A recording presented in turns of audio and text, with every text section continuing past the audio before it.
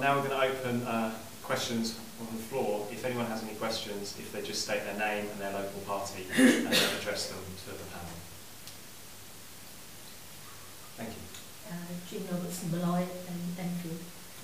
I'd like to ask Jane a question. You said about wanting to get more women active in the executive, I think, or more women into the executive.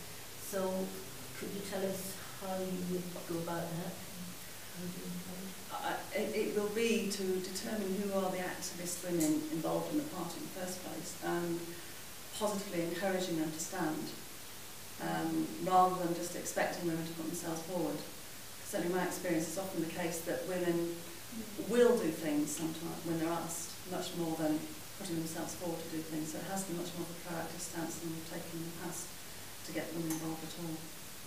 So I think really, one can do all the other things that we've got, the committee, Women's Committee, that Natalie I think is running, a conference and trying to get more women involved just in the Green Party and all the other things about it. But I do think, from my experience, one of the primary ways of getting people involved is personal contact and encouraging them and identifying people with particular strengths and trying to get them to get involved and use their strengths.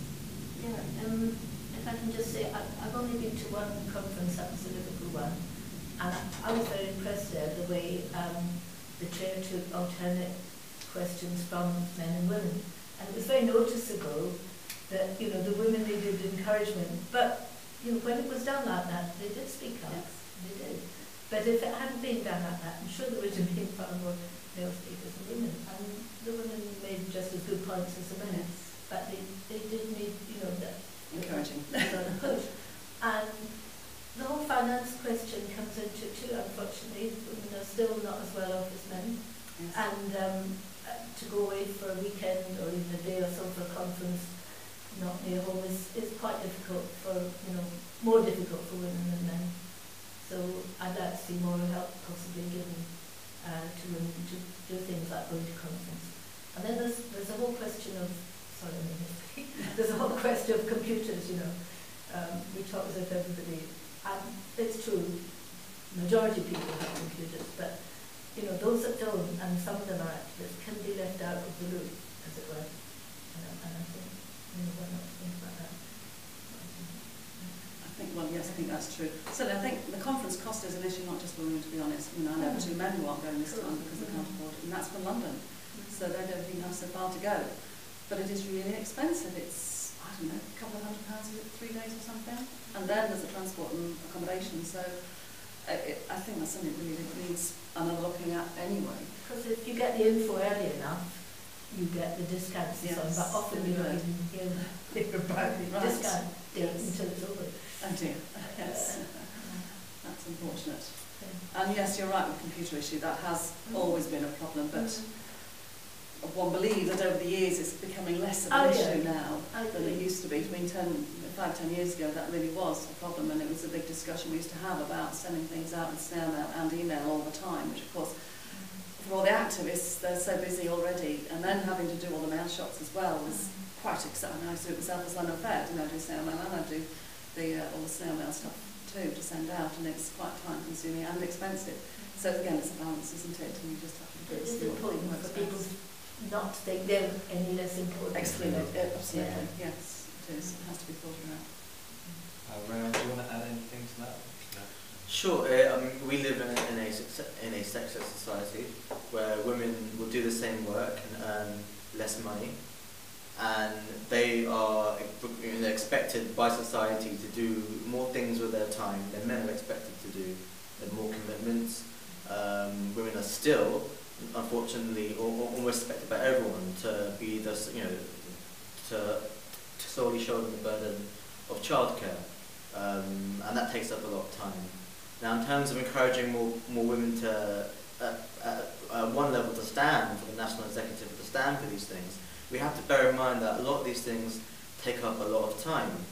And I believe that we're not going to get more people in general, and it's not just women, it's people from ethnic minorities, people from working class background, people who just don't have as much time as, even most of our members don't have the time to commit.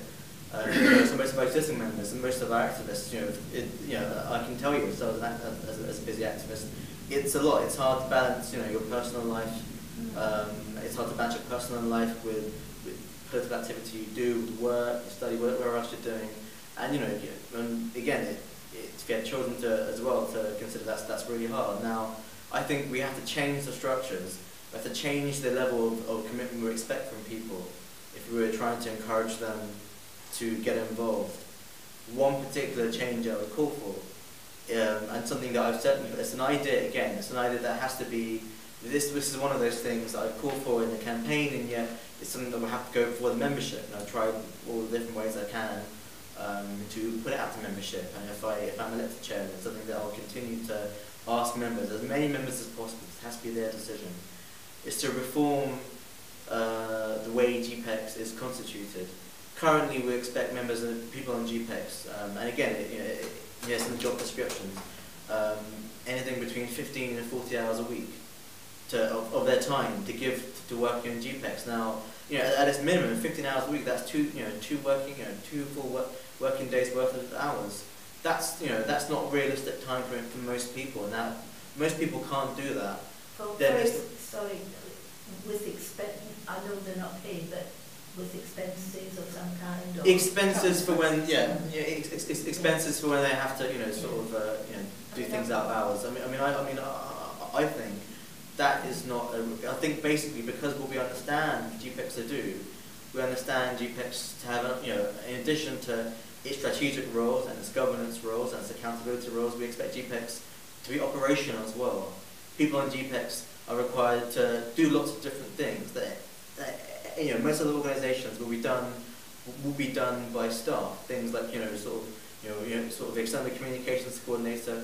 Most of the places, most of the organisations, certainly most of the political parties, would be a paid position. The campaigns coordinator, elections coordinator, finance coordinator, sort of publications coordinator. All of these things, most of the organisations will be done by staff. So I believe it's about time to start devolving these roles to paid staff. Obviously, finances aren't such that we can replace all of them, but over time we need to be looking, we need to understand that GPEX shouldn't be something which takes 15 to 20 hours of someone's week, because that instantly excludes so many people, so many of our existing members and so many members of the public from getting involved. And else you need more people, or else you need more of them. Possibly, but then you still need you have to, if you think in terms of a realistic time commitment.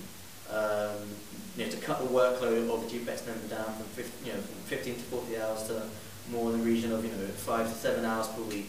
You need a lot more people to cover those existing hours. And GPEX should, you shouldn't expect part-time volunteers to be doing things and be the operational wing of a political party. You need paid staff to do these sorts of things, and that's something the Green Party has progressed upon.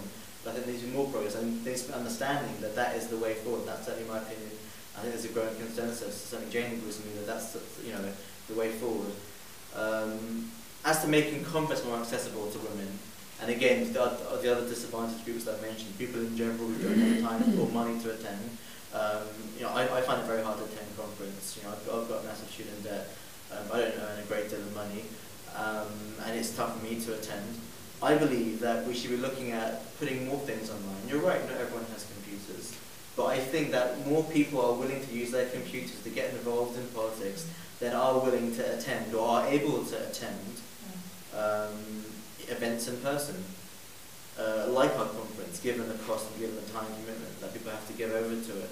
At the end of the day, most of the things the Green Party does anyway are done by computers, and they can't see sort of many other ways of doing things without computers, and it takes a lot less time to log on to sort of website and make decisions there. And I believe that if we make it easier for people to make decisions, or be involved, or elect people to the national executive, or find out about their campaigns, if you make it less time intensive, more people will be involved. And the Green Party has to change to suit the vast majority of its membership, rather than expecting the vast majority of membership to change to the Green Party. Okay, thank you.